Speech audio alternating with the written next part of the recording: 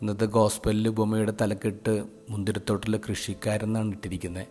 പക്ഷേ യഥാർത്ഥത്തിൽ മുന്തിരിത്തോട്ടത്തിൽ ഉടമസ്ഥൻ എന്നാണ് ഇടേണ്ടത്. കാരണം ഇന്നത്തെ ഗോസ്പലിൻ്റെ ഹീറോ എന്ന് പറയുന്ന ഉടമസ്ഥൻ തന്നെയാണ്. ഇന്നത്തെ സംഭവം നമ്മുടെ നാട്ടിൽ യൂണിയൻകാർ കണ്ടു കഴിഞ്ഞാൽ ഈ ഉടമസ്ഥൻ്റെ ബിസിനസ് കെട്ടിപ്പൂട്ടി ആളെ കട്ടപ്പുറത്ത് കയറ്റിയാനെ. കാരണം ഈ ഉടമസ്ഥൻ്റെ നിഘണ്ടുവിൽ increment, years of service, bonus എന്നുള്ള വാക്കുകളൊന്നും നമ്മൾ കാണുന്നില്ല. ഈ ഉടമസ്ഥൻ്റെ പ്രത്യേകത, അദ്ദേഹം നേരിട്ടാണ് ജോലിക്കാരെ വിളിക്കാൻ പോകുന്നത്. അവിടെ സൈറ്റ് മാനേജർ, ഫോർമാൻ എന്നും പറഞ്ഞു വിടില്ല, നേരിട്ട് പോയിട്ട് എഗ്രിമെൻ്റ് അടുത്താണ് ന്യായമായ കൂലിക്ക് ഒരു ധനാറക്ക് എഗ്രിമെൻ്റ് അടുത്ത് വിളിച്ചുകൊണ്ട് വരാണ്. പിന്നീട് 4 തവണയാണ് പല പല സമയമായിട്ട് ഈ മനുഷ്യൻ ചന്തസ്ഥലത്ത് പോയിട്ട് അലസരായിട്ട് നിന്നിട്ടുള്ള ജോലിക്കാരെ വിളിച്ചുകൊണ്ട് വരുന്നത്. ഏറ്റവും അവസാനത്തെ മണിക്കൂർ, 1 മണിക്കൂർ മാത്രം പണിയെടുക്കുള്ളൂ എന്നറിയാം, എന്നിട്ട് അവനെയും വിളിച്ചുകൊണ്ട് വരാൻ. ഇത് തോട്ടത്തിൽ ജോലിക്കാർ ആവശ്യമുണ്ടായിട്ടെന്നുള്ളതല്ല, ഈ ഉടമസ്ഥൻ്റെ നല്ല മനസ്സാണത്.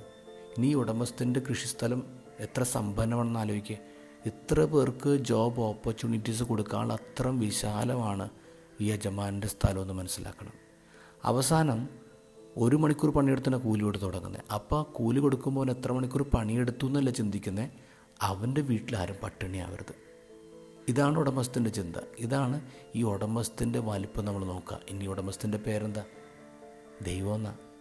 ക്രിസ്തു തൻ്റെ അപ്പനെക്കുറിച്ച് യഹൂദരോട് പറഞ്ഞു കൊടുക്കുകയാണ്, എൻ്റെ അപ്പൻ ഇതാണ്. അത് നിങ്ങൾ കാൽക്കുലേറ്റ് ചെയ്യുന്ന പോലെയൊന്നുമല്ല. നിങ്ങളുടെ ജനറോസിറ്റി അല്ല എൻ്റെ അപ്പൻ്റെ ജനറോസിറ്റി, നിങ്ങളുടെ നീതിയല്ല എൻ്റെ അപ്പൻ്റെ നീതി എന്ന് പറയാം. നമ്മൾ നോക്കുമ്പോൾ ദൈവകൃപയുടെ മാത്തമാറ്റിക്സ് സ്കാൻഡലസ് ആണ്, നമുക്ക് ഉതപ്പ് നൽകുന്നതാണ്. ഇന്നത്തെ ദൈവം പറയുന്നില്ല, ഇഫ് ഐ വിഷ്, ദൈവത്തിൻ്റെ ഇഷ്ടമാണ്. കൃപയെന്ന് പറയുന്നത്, ഗ്രേസ് എന്ന് പറയുന്നത്, അത് നമ്മുടെ ദൈവത്തിൻ്റെ ഇഷ്ടമാണ്. അതിൽ നമ്മൾ എന്തിനാ അസൂയപ്പെടുന്നത്?